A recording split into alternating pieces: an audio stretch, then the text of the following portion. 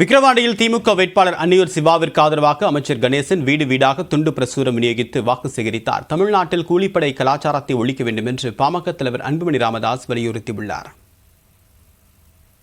விக்கிரவாண்டி தொகுதி இடைத்தேர்தல் பரப்புரை நாளை மாலையுடன் முடிவடைவதால் கட்சித் தலைவர்கள் தீவிர வாக்கு சேகரிப்பில் ஈடுபட்டு வருகின்றனர். இந்நிலையில் விக்கிரவாண்டி நகரப்பகுதிக்குட்பட்ட மாரியம்மன் கோவில் முன்பாக அமைச்சர் கணேசன் பரப்புரையில் ஈடுபட்டார். சிறுவர் சிறுமியர் சிலம்பம் சுற்ற அமைச்சர் கணேசன் வாக்கு கேட்டதை அந்த பகுதியைச் சேர்ந்த ஏராளமானோர் ஒன்று கூடி கண்டுகளித்தனர். தொடர்ந்து அங்குள்ள வாக்காளர்களுக்கு துண்டு பிரசுரம் வழங்கி ஆதரவு திரட்டினர்.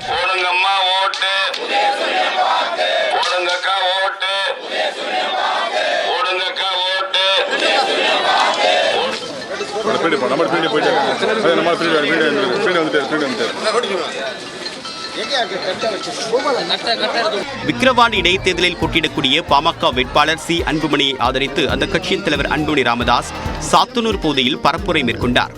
அதன் பிறகு செய்தியாளர்களிடம் பேசிய அவர், சாராயம், கஞ்சா உள்ளிட்ட போதைப் பொருட்கள் புழக்கத்தில் தமிழ்நாட்டில் சட்ட ஒழுங்கு பாதிக்கப்பட்டிருப்பதாக கவலை தெரிவித்தார்.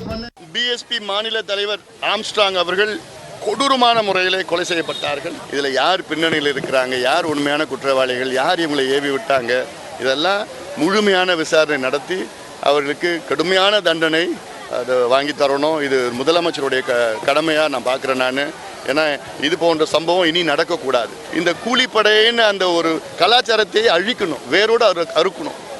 எந்த தைரியத்தில் இப்படிலாம் நடக்குது? இந்நிலையில் விக்கிரவாண்டி இடைத்தேர்தலில் திமுக நாம் தமிழர் கட்சி இடையேதான் போட்டி என்று நாம் தமிழர் கட்சி வேட்பாளர் அபிநயா தெரிவித்துள்ளார்.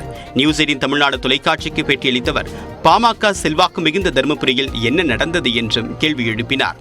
மக்கள் பிஜேபியை விரும்பலங்க. மக்கள் எதுக்கு மோடி இங்க என்ன செய்ய போறாரு? அதுவும் ஒரு இடைத்தேர்தல்ல அந்த கட்சியோட கூட்டணியில வந்துதான் நீங்க வெற்றி பெற்று தமிழக மக்களுக்கு நல்லது செய்யணும்னா இதை நாங்க எடுத்து சொல்ல அவசியம் கிடையாது. மக்களுக்கே புரியும். அதனால நீங்களே பாப்பீங்க. இந்த ரெண்டு கட்சியுமே எங்களுக்கு மிகப்பெரிய போட்டி அப்படிலாம் இல்லை. வேணும்னா டைரக்ட்லி நாங்க என்டிகே விசஸ் டிஎம்கே அப்படிதான் யோசிக்கிறோம்.